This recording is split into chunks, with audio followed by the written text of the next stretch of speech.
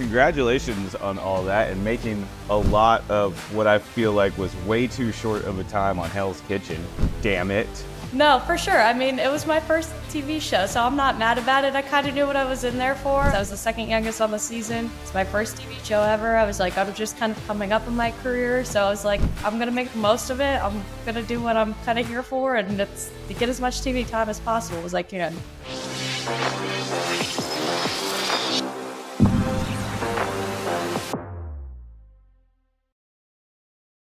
Alyssa, Hi. welcome. Thank you for your time. You and Alex are in the thick of it, huh? Yeah, we are kept on our toes all the time right now, running a restaurant and, second one on the way. So it keeps us very busy. So we are constantly either cooking, R&D, being in the kitchen, whatever the case may be, we're kept on our toes for sure. Is that a bunch of losers exclusive? You have a second location on the way? Yes, we do. That's breaking ground, I think, here in the next month or two. I'd say 2 at the latest. It should be opened around this time next year, if not. Wow. So everything's going well. Yeah, really well. Really well. Oh, my goodness. It's exciting. Well, I'll let you, for the people that don't know, tell the name of your restaurant and what you guys got going on. So the name of the restaurant is Cellar Texas. It is a fine dining steakhouse in Texas. Yes, absolutely crazy to be running a steakhouse in Texas, considering you have a lot of them, but it's totally different take than what you're finding here in Texas. It's got a New York vintage style to it, and we're here bringing, elevated foods, shareables more so, trying to get people here to understand the idea of like how fun it can be to share food and, to have elevated share food at that. So it's a lot of fun. Yeah, I've been to a few steakhouses in Texas now that I've been in Dallas. I've been going to Dallas back and forth for the last few years. And like some of them are, they do it's not a lot of shared stuff, which is kind of weird for a steakhouse. Like there's one by me called Albernaise that's just all like, it's a lot of, I don't know, when you guys did any R&D, did you go to Albernaise at all? Or did you hear No, we did not. Being that we're so far-fetched in between Dallas and Austin, it's like we kind of have a grasp of like what's going on in those bigger cities. But being in Waco, there's not a lot here. They do have like a lot of smaller places, of course, but it's your like typical steakhouses of steak and potato and, not very elevated into that sense and not shareable. So I think anything that you normally go and get at a steakhouse, your side salads and, that silly kind of stuff. You get a steak to yourself and then you get a side to yourself kind of thing. Yeah. So much food. Yeah. And it's, it's not as fun when you can't share with others and get to try a bunch of things. So. Yeah, for sure. So so on the menu right now, what's your favorite shareable? I would say the 1,000-layer potatoes. It's just a lot of fun. It's a lot of prep, but it's always fun to see the outcome of it, getting to deep fry those bad boys up and then break them apart and see all the fun little layers. And then we do a creme fraiche with, an herb oil and chive and some trout roe. And so it's just a lot of bright colors, fun flavors, and it's fun. Are you guys making like a potatoes pavé? Pretty much. I used to work at a plant-based restaurant, so weird that I'm now running a steakhouse because I was in plant-based for 5 years, and we did, a plant-based version of a potato pave, and we called it 1,000 layers. So that's why we decided to go with 1,000 layers kind of name and scheme because, it's fun to break it open or even have the full one standing and just see all the tons and tons of layers there. So it's not that it's 1,000 layers actually, but it is a lot of layers. So. Yeah. How many layers you guys think you're getting in there? I would say a good 60, if anything. Wow. Yeah, so we're trying our hardest. We're trying to make it fun and exciting. You guys are ambitious. You could cut it at 30 and people will still be wowed. Yeah, no, so it's fun. It's fun. It's a lot of work, but it's worth it. Well, congratulations on all that and making a lot of what I feel like was way too short of a time on Hell's Kitchen. Damn it. Yeah. No, for sure. I mean, it was my first TV show, so I'm not mad about it. I kind of knew what I was in there for. I was like, I don't think I have a chance of winning this as much as I'd love to win this. I was the second youngest on the season. It's my first TV show ever. I was like, I'm just kind of coming up in my career. So I was like, I'm going to make the most of it. I'm going to do what I'm kind of here for. And it's to get as much TV time as possible as I can. I felt like you were crushing out the gate though. Remind me what your like audition not to get on the show, we can go back to that in a minute, but like your first, because I watched this back when I interviewed Alejandro, and I don't remember everything. So remind me your audition dish. So my signature dish was pan-seared scallops, and it was cauliflower puree and cauliflower florets and citrus segments, essentially. So really simple, basic. Yeah, I remember that one now. But it was done really nice, right? Like, didn't you get good For the compliments? most part, I had a little boo-boo. My puree wasn't as smooth as I wanted it to be. I had, some first day dysfunctions of like not cooking my cauliflower puree the right way. I threw them in the oven at first. I was like, what am I doing? These are supposed to be, boiled in heavy cream and butter. So I didn't give myself any justice. I also didn't get that second cauliflower head until like 10 or 15 minutes into the challenge, which again, no one sees. It was on someone else's tray for their signature dish, and they didn't say anything about it being on their tray. I told Chef Christina, I was like, I'm missing a cauliflower head. Where is it? Where can I get it? No. So I had some obstacles, but I got a 3, so I can't complain about that. I think that's pretty damn good still. Yep, and Gordon definitely takes into consideration when people bounce back from a hiccup. Yeah, for sure. Well, also you did purple cauliflower, right? Am I right? Yes. Yeah. So I had a purple cauliflower puree and then white cauliflower florets. Right, which cooks different, and it's a little more fibrous, I feel like, because when I make a cauliflower puree, if I'm using white, I steam it. Right. And you get such an amazing texture. But if you steam purple cauliflower, it turns like gray or blue or whatever. Yeah, no, it turns into like a weird color. So that's why the minute I ended up getting into the oven, I was like, oh, well, I already screwed up here. And then put it into the cream, which typically if you don't put too much cream, you're good because it'll keep that like purple color. But you got to cook that for at least like 30 minutes, and it's got to be at a low boil so you don't affect the color essentially. So it was all in shambles at that point, but it's all right. Yep. People don't know the technical difficulties of that purple cauliflower puree. That's crazy though. My first the dish I auditioned not on camera, the one that I brought to MasterChef to get on MasterChef was scallops with a purple cauliflower puree, and then I did roasted Brussels sprouts and a white balsamic gastrique, which is kind of funny. I love that. We had a similar dish. Yeah, no, very much so. That was like Gordon's touch. He was like, one thing you could have added, elevate this a bit more is a gastrique. So after I left, I did a citrus gastrique that I added to the dish, and it has stuck with me since. I've had to do it many, many times since leaving the show, unfortunately. Yeah, man, it's funny how like the public, they'll see it on TV and that's what they want.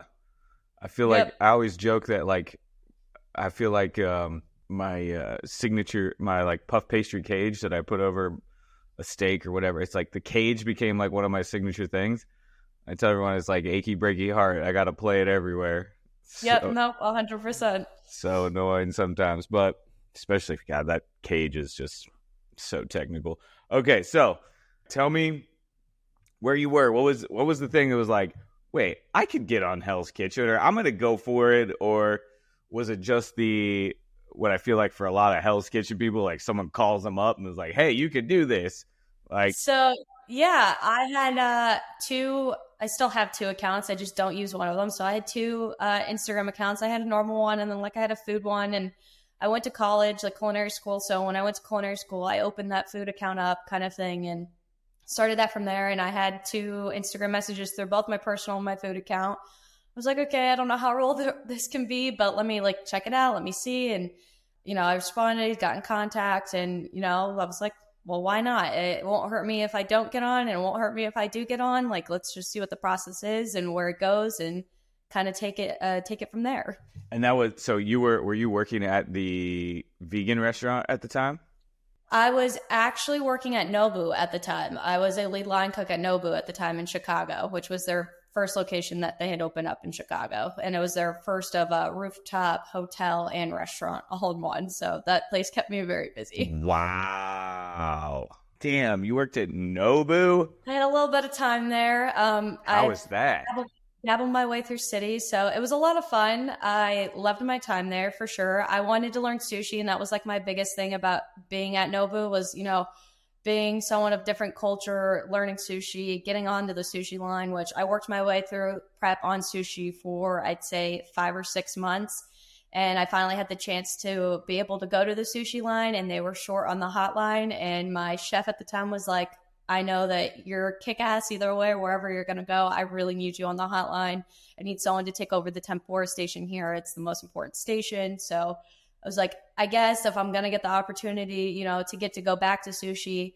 So I took over the tempura station, which is massive at Nobu. I could literally swim in the fryer myself. That's how big the fryers were. Wow.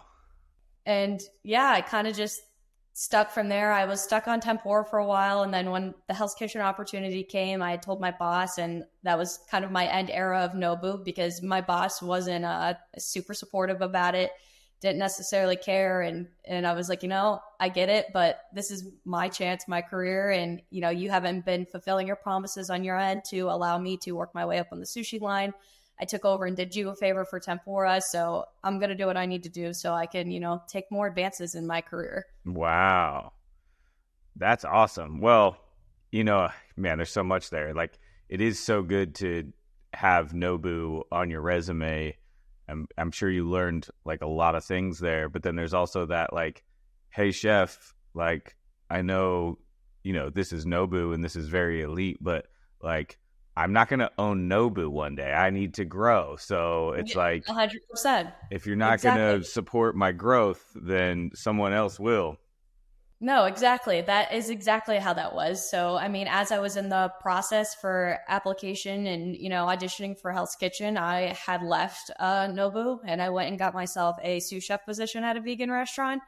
That's kind of how I delve into the vegan plant-based world. And so I ran that restaurant as sous chef for, I don't know, maybe 2 months before I actually left to go film for Hell's Kitchen. Wow. Okay. So when you were like, hey, I'm going to do Hell's Kitchen, Nobu was like, why didn't you just stay at Nobu until Hell's Kitchen happened? He was super unsupportive and, you know, wasn't putting me in a position to challenge myself. And I'm always a person that the minute that I know that I'm too comfortable, I don't want to be in that position because I'm not learning anything. Yeah. I wanted to put myself in a position of being uncomfortable so I could keep learning, keep growing, and, you know, not just be standstill and stagnant in my career. So I just wanted to put myself in that position. I was like, you know, I know that I will find someone that's going to be able to understand, support, and respect that. And I did. So I was like, I explained it to him. I was like, I'd love to stay. I want to be here. I want to grow. And he just couldn't find anybody else to run tempura the way that I could and as good as I could. And I was like, well, I'm going to give you the option of the fact that you have no other option but to find someone to replace me because I'm leaving. Yeah. I was like, it's not fair that I don't get a chance to continue to learn new things and grow because, you know, I'm great at my job and I get that and I appreciate that. But again, living in Chicago, living in a city, it's like, if you're going to keep me stagnant in one position, you got to offer me some kind of raise or, you know, give me the compromise of maybe 1 or 2 shifts a week. I'm doing some other kind of position, right? Which isn't a position on the line necessarily because I picked up shifts all the time on saute, grill, their cold side. I worked the rooftop all the time. So it was like, I didn't want to work any other position on the hotline. I knew how to do that and I could do that. Yeah. It was wanting to get back to sushi for me because that was something that I had some personal interest in. And I was like, right. This could help me later if I could grow and learn. Yeah. So, man, it's like that old saying, like, I'll butcher the saying, but it's all about like that person that works really hard. Like a bad boss will keep that person in that same spot and just keep taking advantage of them. And then like a good boss will like figure out how to get you to grow, which is crazy when you're thinking about Nobu. It's like you should have it should be the best people just wanting to keep pushing people up the ladder. But yeah, how is that with because also like when you think about like a place like Nobu doing such volume, like they really need just like one person, probably even sometimes multiple people on just tempura. Like, how do you battle like the monotony of just that same like and it's in all kitchens. Like when you're on the line, you have your menu and it's like the same thing all the time. Like, how do you do that? How do you battle that? Yeah, I mean, that was part of the point. So like you said, you know, we do did do crazy covers at Nobu. So every station had about 2 to 3 people per station. And half the time, not half the time, more than half the time, I'd say about 85% of the time I was working tempura by myself while we're doing, 200 covers. That's so much tempura on a regular basis. And, again, I knew I was great at it and I was awesome, but I was like, why is this fair that I get stuck here while, everyone else gets to dabble a little bit more into what they want to do, all because they want to kiss ass to our chef in a certain way. And I'm like, I'm not here to kiss ass. Like, no. This is my job. I get paid to do it. I'm not asking for praise or anything. I just want to be able to have a chance to grow. And if you can't give that to me, I will find that elsewhere. Well, and that's why you're now working on location number 2 out in Waco.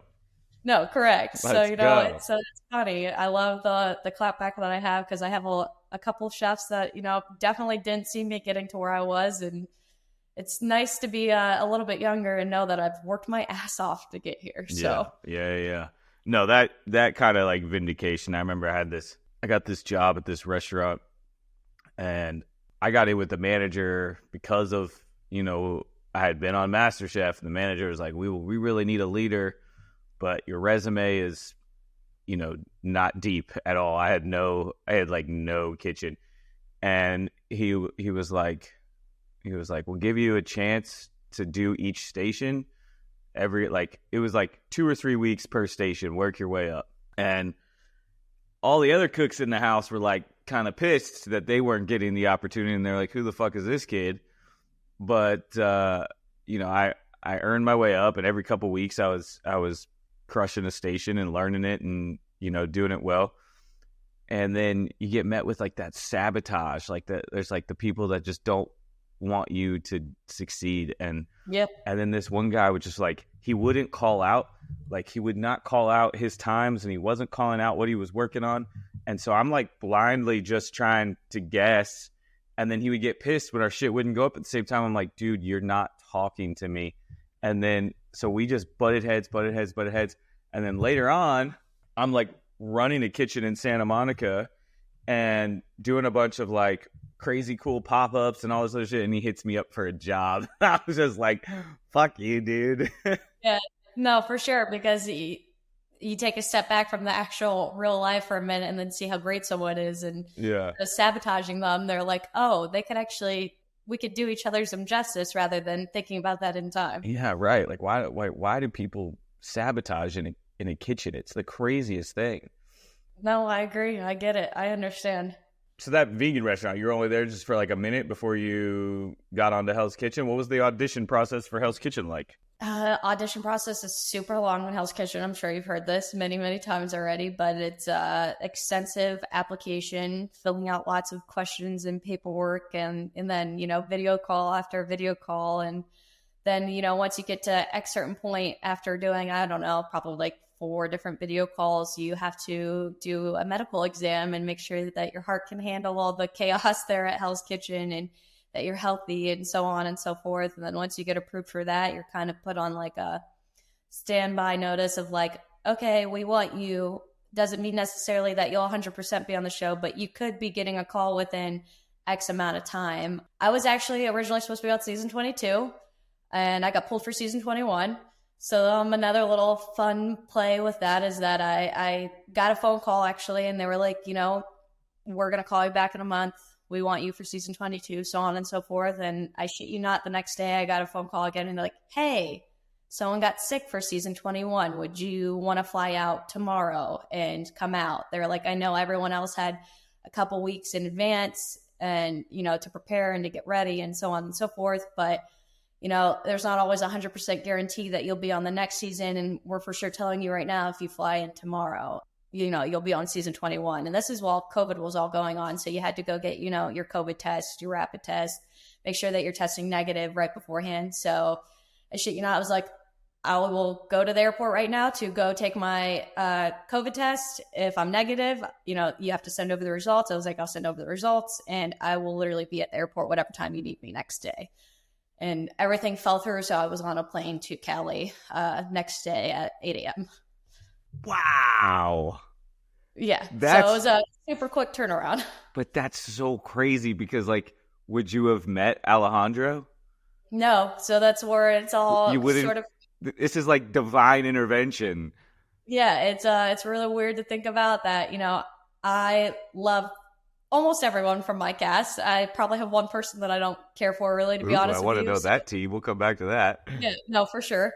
It's crazy to think about because I would have never met any of these people if I was on, season 22 versus season 21. And I love my cast. That's no hate or shame to season 22. I talked to some of them. They're great. But I just think my experience was supposed to be that way. Like, that happened for a reason, clearly, because, my friendship from, being great friends with Alejandro to 2 years later to dating, and then, us moving to Texas together and opening a restaurant definitely would have never happened if I never ended up on season 21. That's so crazy. Like, I got chills. I'm like, I can feel the emotion of it. Like, how did you like get a phone call in the next, like, how are you able to just leave the next day? It's exhausting. It was very exhausting. Let me tell you, I was very overwhelmed. I was like, I could test positive for COVID, so maybe I'm not going now. But the minute that I got my test back, like, normally they say it takes a couple hours for you to get your test results back. My results were, because the testing place was at the Chicago airport, that was like approved through the Hell's Kitchen people, essentially, of like, they could take that as credible for, your test, your COVID test. Right. So I just drove off from taking my test, and I shit you not, 2 minutes as I'm getting onto the highway, and it's like, you're negative, da da da da da. And so I emailed it over, and she's like, okay. 10 minutes later, she's like, this is your flight for tomorrow, so on and so forth. This will be there to pick you up, blah, blah, blah, blah, blah, blah, blah. It's amazing how fast they can get a plane ticket. Well, right. And so essentially everyone else was already there in Cali for season 21 in quarantine. So I had, I think, 2 days less of quarantine than everybody else, which I wasn't supposed to talk about at the time. It doesn't matter now because my NDA is over. But so is COVID. Yeah, correct. Right. So it's like, they were like, don't tell anybody, but you're quarantining less. You go straight into quarantine. I shit you not. I think it was like 7, 8 o'clock by the time I'd gotten home from finishing the code test, having to go to the airport, packed my bags. It was probably 10:30, 11 o'clock. At night? Straight to bed. Yep. Went straight to bed after that and woke up, and it was probably like 5:30 by the time I was heading out the door in the morning to make sure that I made it on time for my flight the next day. I wouldn't have been able to sleep. I'd have been awake. No, I definitely tossed and turned a lot that night. There was no heavy sleep because I was like, I can't miss my flight. So. Fuck. Wow. That's a lot of chaos. Yeah, you went through a whole gauntlet before you even got to the line of Hell's Kitchen. Yeah, for sure. It was fun, but it was worth it. Totally. It's just so crazy when you can like look at like certain moments of your life and see exactly where it changed, like where without effort. Like you weren't trying to change anything at that moment. You were just like carrying on with your day, thinking maybe you're going to be on season 22 of Hell's Kitchen, and this phone call comes through and just changes your entire life. Completely switches it around. I called my boss at the time at that vegan restaurant. I was like, listen, I know I told you a month. I'm leaving tomorrow. I was like, please don't fire me. And he was like, you're not fired. Like, you're okay. And, he's like, I wish you all the best of luck. Keep me updated. Let me know when you're coming back, whatever the case may be. He's like, I know how you're restricted with phones there. Once, you're filming, you don't get phones. So he's like, just do what you got to do. Make Chicago proud. Yeah, that's awesome. We're here to support you. So it was nice to have a supportive boss at the time that was like, do what you got to do. Right. So. Such a difference. Because also that matters so much when you're going into something like that the world has your back because you are. And if you're stressing about like, okay, I have such a small chance of winning this, and if I don't win it, do I have something to go home to? Like, right, and have something to utilize with my experience from that to grow 100%. Because you're also not like making money to pay your rent, so it's like, do you have enough money in the bank account to get through? Get through a couple months of Hell's Kitchen or. Slim. Yeah, I didn't. I was like fucking negative in my bank account when I went to MasterChef, and it was scary. But I was like, fuck it. I definitely pulled out a new credit card for my time in quarantine for while I was on Hell's Kitchen, just because it was like, I need to be realistic. I need to make sure I keep money in my bank. Yeah. I don't want to be spending all the money that I have in my bank. I was like, do have a paycheck that's there because I'm not working for at least 2 weeks. He couldn't do the full technical month that, we're kind of there, even though I wasn't there for the full month. But, you have 2 weeks quarantine and then you start to film. So Yeah. it was like, at least while I was in quarantine, I was getting paid from my initial boss, which was very helpful. I'm grateful for that because not a lot of people would do that or allow that. So Wow. that helped a little. Okay, now let's keep talking about Hell's Kitchen. Tell me, like, on the show, like, what was your experience like? What was like the most challenging? Obviously, everyone and their brother says, "How is Gordon?" But like, Right. give me like your chef experience of Gordon as well, because I just admire the guy so much. I've always had such a good rapport with him, but it's also because like I mean, I'm sure you figured it out. When he gives you a critique, you got to listen.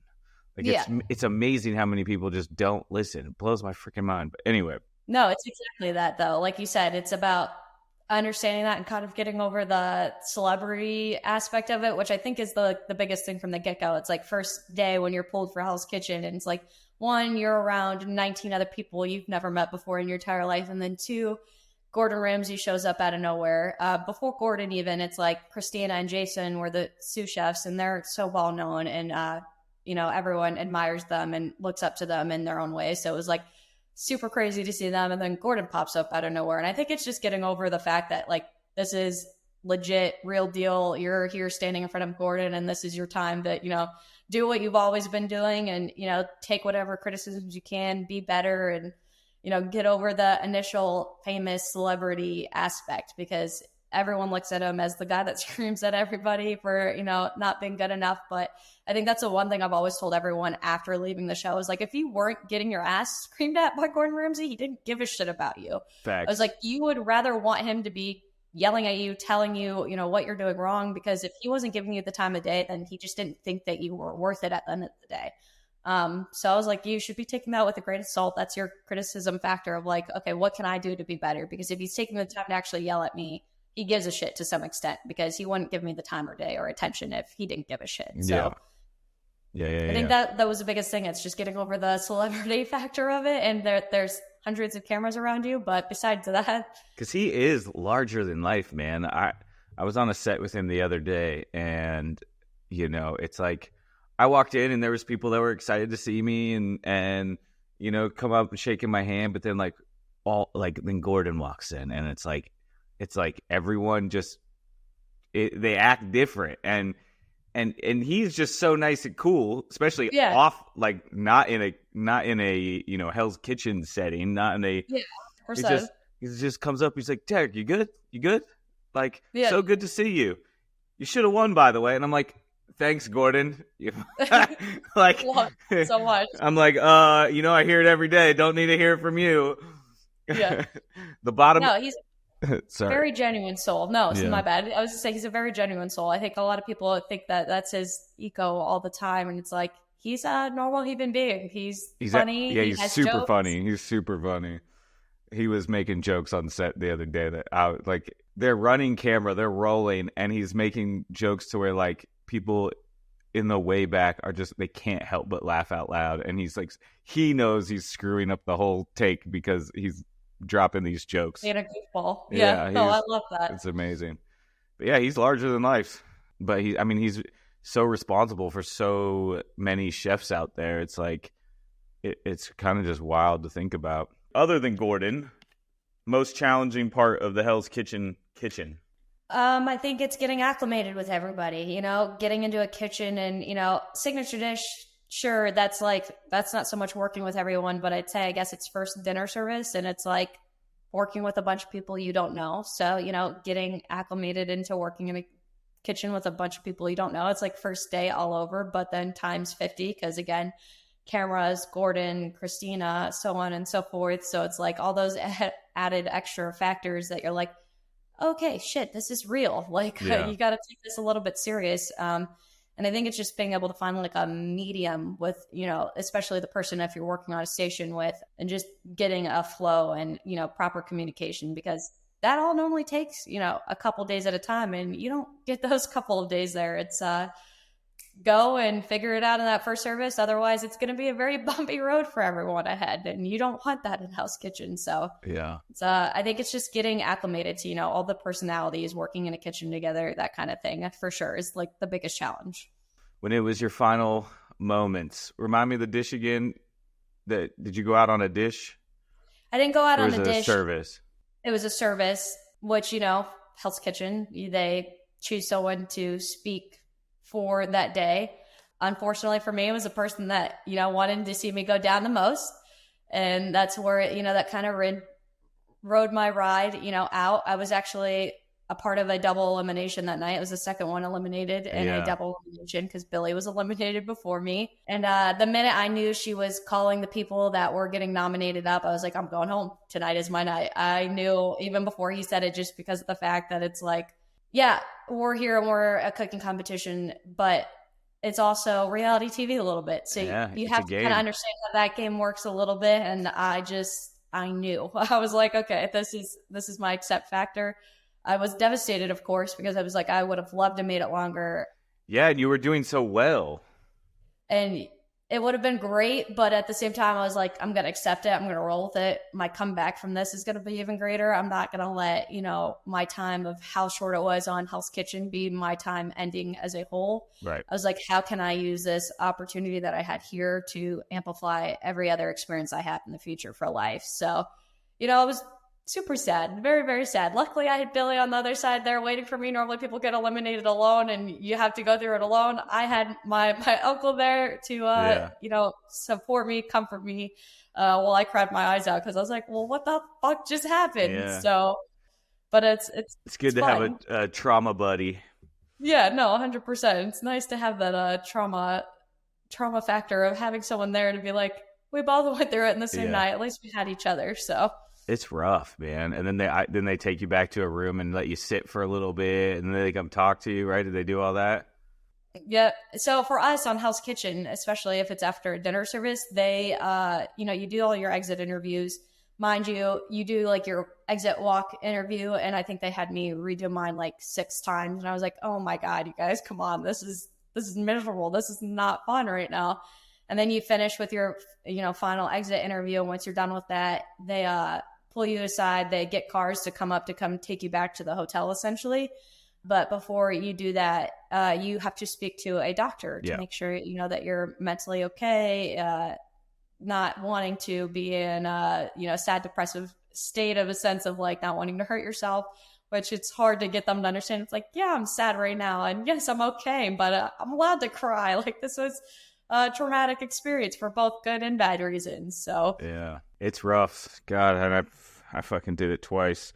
The first time wasn't so bad for me. I got to be in the finale and they just didn't pick me, and it was like I was okay with it a little bit more, but like the second time around it hurt so bad because I was so close again, and it was nothing I did wrong. It was the challenge that we had. It was this stupid challenge called the wall where we're like there's a wall between us and our partner and we have to like yell through it blindly, and it was a really just BS challenge that wasn't real cooking and had nothing to do with how talented I am. And so when I went home on that one, they wanted me to stay till the finale, and I was like, no, you guys can fly me back in. I got to go back to work, and because it cost me so much to do that second season. And then they were wanting me to do my exit interviews, and I was so mad. I was so hurt. Like I couldn't even talk. I was like, I can't. And I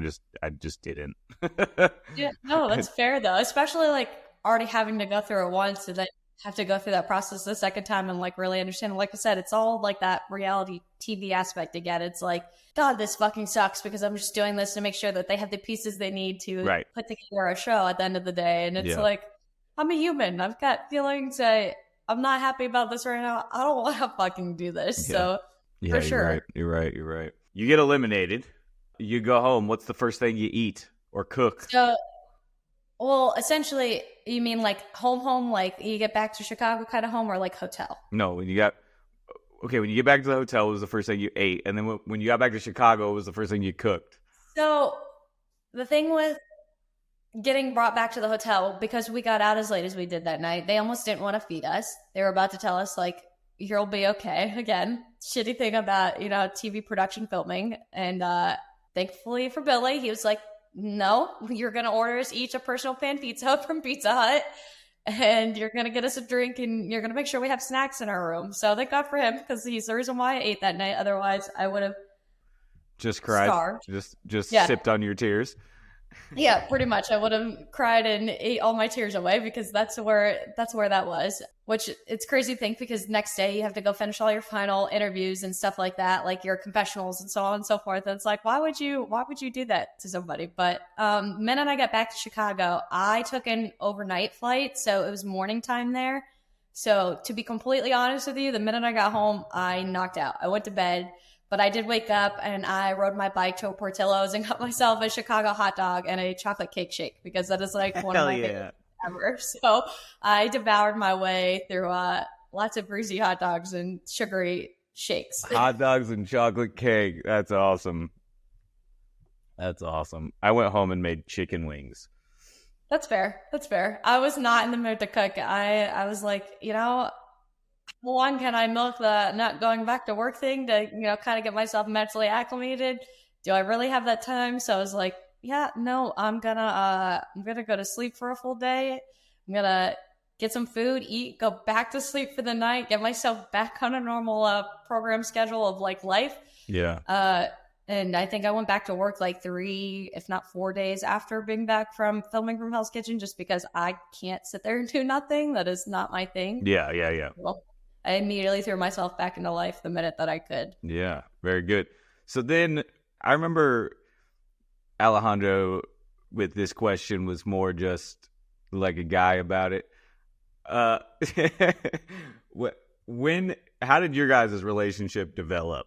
We were just friends. So, I mean, I think this was the thing about our season before, especially even season 22 coming out and like revealing, is like, when we were all done, finished filming, like we all tried to stay in contact, get connected, and like we're like, okay, we need to be different than other seasons. How do we, build friendships, relationships, those kinds of things, and keep the success that we all have from Hell's Kitchen in our own ways, and bond it together. And Alejandro was definitely one of the ones that like reached out to everyone and was like, hey, here's my number, let's keep in contact.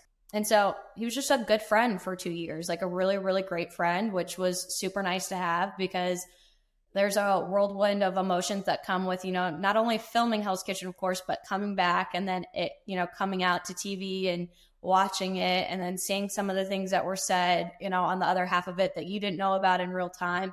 So it was really nice to have a solid friend, like through and through all those experiences. And someone that was always constantly cheering me on from the background. Like it felt like he was always one of the people that, even though I only placed 13th when I was on the show, he knew that I worked my ass off when it came to real life. And it wasn't just about, what I was while I was on Hell's Kitchen. So constantly rooting me on when I got a job promotion, or I was doing something new and exciting, or whatever the case may be. Eventually he was like, I want to come to New York. I was in New York at the time, and I was like, hell yeah, come out. And, started hanging out as friends. That actually came after the fact that we had like a little Hell's Kitchen reunion in Atlantic City for Alex. He was starting his time over there as chef, because he was going there once a month, couple of days for the weekend, whatever. So we pretty much all of us, besides Daphne, I think so. Yeah, I think it was all of us besides Daphne for the most part. And then there was a couple people from like the first 3 that were eliminated that weren't there, but we were all there just hanging out, like rekindling friendships and, getting to see each other all for the first time for the most part. Some of us may have seen each other in between because we were in the same cities or whatever, but just all of us being together again. So that's what brought him to New York to come hang out, and hanging out a bunch of times as friends turned into a relationship. As weird as that is, we just had a lot of the same interests and both wanted to, constantly put ourselves in positions to grow and be uncomfortable. And he loved that about me. I'm, a feisty, fiery, 24-year-old at the time, 23-year-old at the time. That was just like, I'm here to take every challenge in life and, kick it in the ass. And same thing, vice versa. It was great to have someone to know that, one, supported me into that kind of sense, but two, wanted nothing but greater things in life when it came to, career and experiences and not settling for less. So that's, I guess, our little love stories, great but friends. where did the romance turn on? When, like, what happened? Like, there had to have been a moment where, like, you just, like, it clicked. Yeah, I mean, I think it was just like one of those late nights after a few of us were all hanging out in New York City because he came to visit. Where did he come visit from? Ohio. He was in Ohio at the time. Right, he was in Ohio. And why were you in New York City? I lived there at the time. I had left Chicago because I had a horrible breakup, and I was just like not wanting to be in Chicago anymore, not be in the same city. He was also a chef, so I was like not wanting to be in the same city of that whole thing. I was like, I want to start fresh. I want to start new. So that's why I went to New York. You fucking went to New York. That's like, yeah. Like, if I'm like, I'm going to start anew, like, that's the last place I'm thinking of going. Jesus. I like places to keep me on my toes. Like I said, I like to keep busy. So I was like, I'm here for the next challenge. I did Chicago first because I thought New York would be too much right away when, I was first looking at cities to move to. And so Chicago was like a good starting point, and then New York was like an awesome finishing point because it's crazy living and working in New York City, let me tell you. So I can't even imagine. Which was cool though, because I had Summer, I had Sakari for my season. They were both in New York, so like the three of us would get together all the time and go hang out, go day drinking on our days off, whatever the case may be. And did you have roommates, or how were you surviving out there? I lived with my mom for a while, and then she traveled most of the time. Like, she was never home in New York City, so she was like, it'd be idiotic of you to get a place in New York City. I'd rather you save your money, pay off your student loans, that kind of thing. You stay at my place while I'm gone. Nice. So that was a really bonus addition. I'm grateful for my mom because we're really close friends and more like sisters, I would say, rather than her being my mother, just because I'm a little bit more level-headed for my age, and we're like exactly 20 years apart. So it's not like she was a mother role, but I had more of a good friendship / sister role with her. So it was nice to have that benefit, I guess. That's cool. So then how did you and Alejandro land in Waco with this restaurant?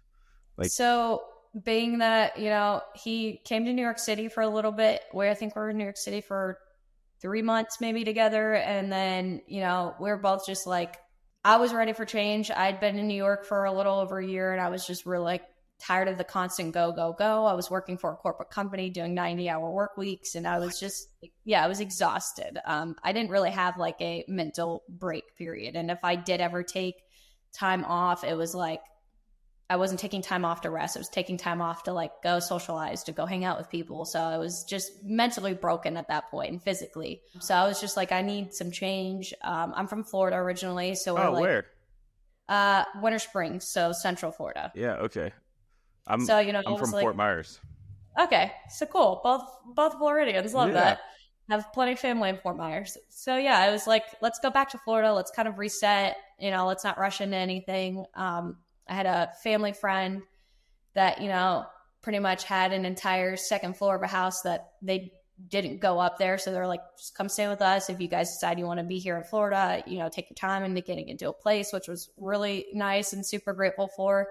And then Al went to LA to go do one of those downtown LA dinner pop-ups, and, finally decided, to pursue a conversation that a fan had started, like, hey, we're opening a restaurant in Texas. Here's the plans. Let me know if you're interested. And so he finally messaged her back because he got a little tipsy and was like, yeah, let's hear about it, and got on a phone call with her. And I remember him being a little tipsy, calling me. He's like, how do you feel about going to Waco and opening a restaurant? What is your thought process? And, we can go there in like 2 weeks. They'll fly us out. We'll go get to check everything out. And I was like, get home first and we'll have a conversation about it. Cause, I was like, you're a little tipsy and, I want to understand all the details, as I'm always here for something new. So I was just like, I need to know the details in person. You can't be telling me this over the phone.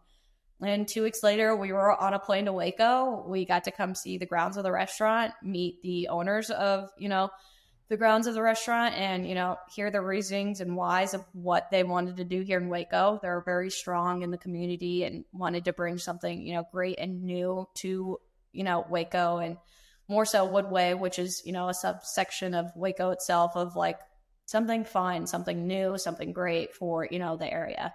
I shit you not, we were on our way back to Florida, and by the time we landed, they had offered us our salaries of, to come out there and full, pay to remove us to Waco. And me and Al looked at each other and we're like, we can't say no to this. This is like a dream come true to be given a platform of like, this is the first concept. And like, this is the thing. It was like, it wasn't for sure in that time when we went and met them that they were like, we want to open second, third, if not fourth. Like, we want to do other concepts after this one. Let's just get this one going and see how that goes. Wow. So we looked at each other and we're like, who gets this opportunity? Not a lot. And not with, the kind of freedom that we did, in a sense of like, the people that brought us on knew what they were doing. They're not here to bring us on and micromanage us. They're like, we want to bring people on that know what they're doing, love what they're doing, and let them have full reins of control of it and, go from there kind of thing. So we were like, okay, I guess we're moving to Waco. Well, and not only for them to like, you're in Florida and they get to see Alejandro work, but the fact that they're okay, like bringing you guys in as a couple, as a team. Yeah. It's fantastic. Wow. No, I'm super grateful for that. Al was just pretty much like, I have my CDC already that I know who I want. It's my girlfriend. So before we flew out, they're like, we love that. Like, that's great. Like, we'll fly you both out. Let's meet you guys, so on and so forth. And as much as they fell in love with us, we fell in love with them, on that trip. Like, they're just really genuine people. I am super grateful for them because it has not only changed my, outlook on life, but, just, grateful for the sense of like, we get to do what we love and how we want to do it, and not have someone on the back burner like micromanaging of like something that they don't have the passion for, if that makes sense. Because that's typically how it is with a lot of restaurants. You have someone that owns a restaurant and a kitchen and they want full control of menu, this, that, third, but they have no clue what they're doing. And it's like, that's how you drive businesses into the ground and aren't successful. So it was super nice to meet people that were like on that same page of like, listen, we have full faith in you guys. We want to do this. We trust you. We want you to do what you do best. Yeah. So that was awesome. Wow, that is awesome. Congratulations on that. That's fantastic. I can't wait to come out and check it out. But that's also the thing about like people in Texas. I had my first experience in Texas was really strange and bizarre and rough, and I was just like, fuck Texas. I'm never stopping here. Because I was only driving through. I wasn't even like staying. I was just driving through. And then the only other time I had experience with Texas was just like the Dallas airport, which is fucking massive. And yeah, it's confusing to anyone that's never been there for sure. And it's just like, I'm like, so far I don't get this state. And then I had this job opportunity, and I actually had it over a year before I took it.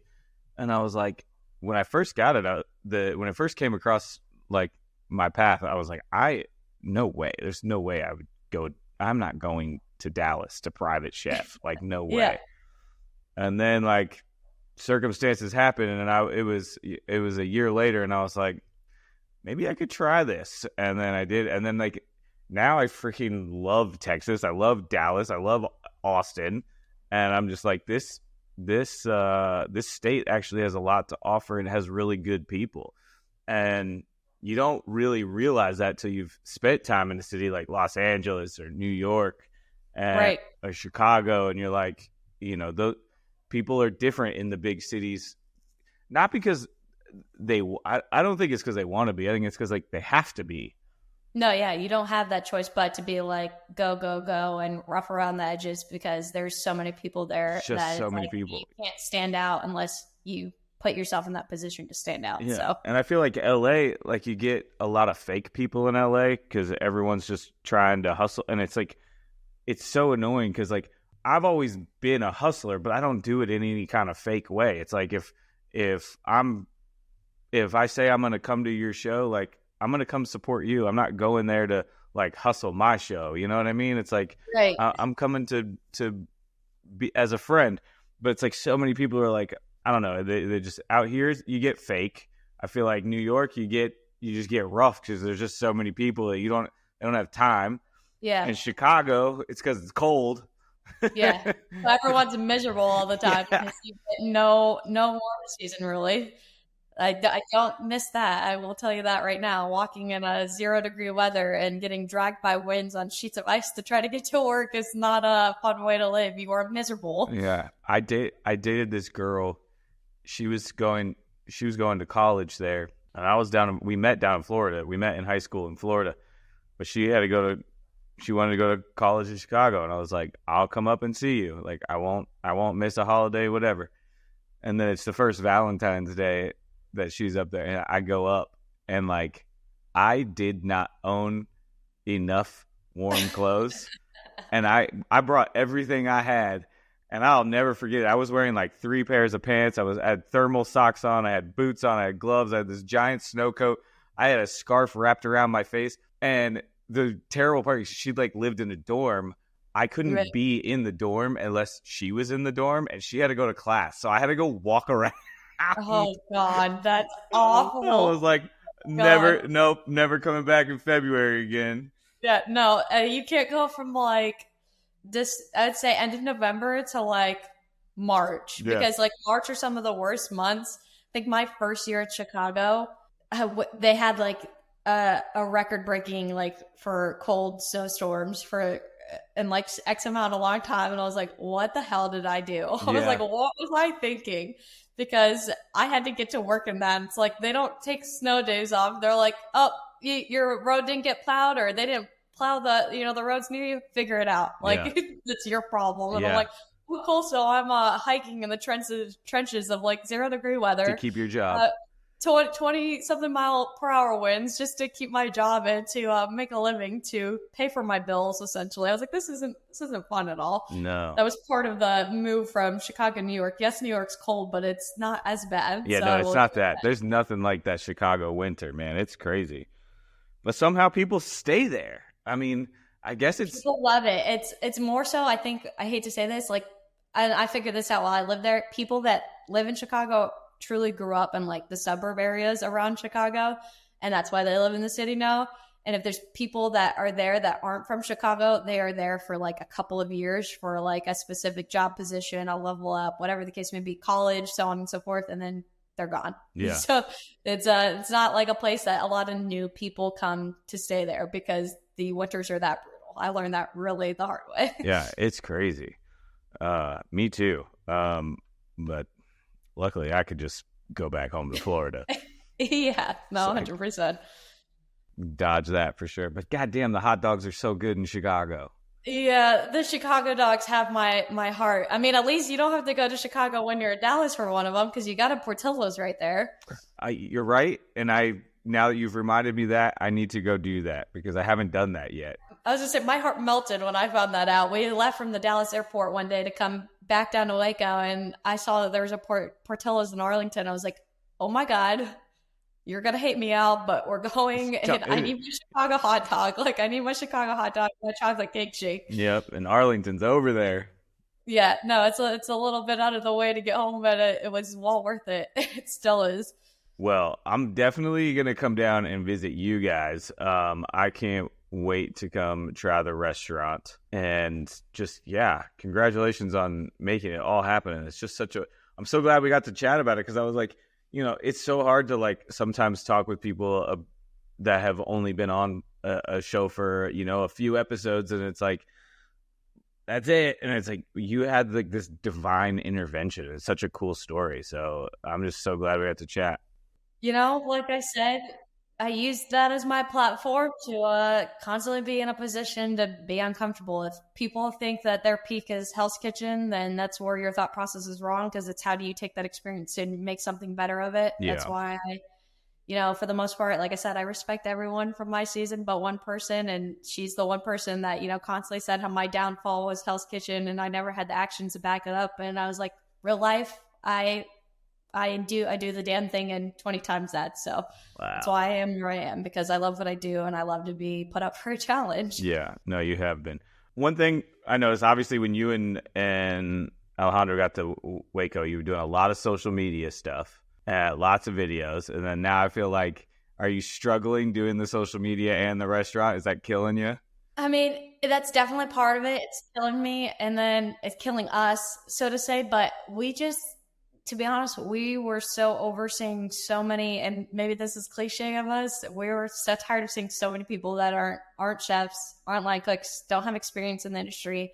And they're like, oh, I'm a content creator. I'm going to start cooking because I already have the platform. And I think that's the thing that killed us the most. It was like, God, this shit has just gotten so fake to so many extensive levels of like people not actually getting the industry, being in the industry and, promoting like they are, even if they don't promote like they are, they don't get it. And so it's so frustrating for the people that actually do work 60, 70, 80 hours a week and are trying to make a restaurant fully function and, use that platform that we also have been given. It's like, it's just not worth the battle because people think it's all, flowers and roses and daisies. And it's not that. This life is exhausting. So yeah. And social media can be so exhausting. And it's like, do we need another fucking food video?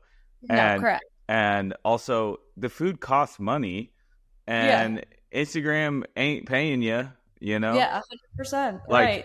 And they hit me back up and they're like, we're reenacting bonuses. I was like, cool. So I started doing the bonus again. And I had videos that were getting more plays than when they had bonuses before, and I'm getting paid less money. And I'm like, so you got, makes sense. I was like, this is worse. I was like, this is just like, I hate it. I hate it so much. It makes you hate like what you actually do a little bit. And I think that's where, when we knew that we were getting ready to open the restaurant, we're like, let's take a back burner to the content. While we had the free time, we did it because it was like, that's how we ate. Like people, I'm sure probably think we didn't eat those meals. We ate those meals of everything that we cooked. Like that was things that we made and we had to eat because that's wasting money otherwise. Right. And then it's like, when the restaurant came, I was like, okay, real life now. Like we don't have time to sit around and like shoot content all day and, and be fun and be goofy. Well, like there's business.